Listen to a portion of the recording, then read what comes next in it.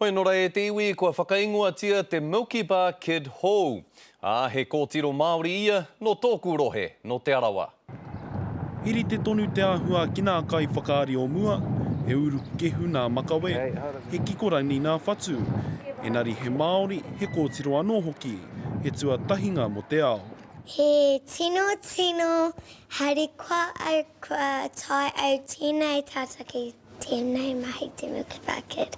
E waru tau noa te pakeke o Hine Tāpora, ko ia te toa mo te whakataetai I whakahaeretia e Nestle hurinoa I te motu. I'm the Milky Bar Kid and I'm gonna find those big bad baddies and run them out of town. E rua te kaumano tāra te whiwhinga, kei te ārikarika katoa ia ki te whakaatu I o Napukena. What are you looking forward to most about being the Milky Bar Kid? Te mahinga mea pai me te mahinga whakatu rangirangi te whakawhakata. Ko Hine Tāpora te kōtiro tuatahi o te ao ki te pīkau I tēnei tūrana.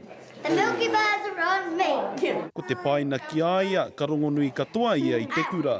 Whakapirangi I tahi ki te ai toku hua, pi toku hua.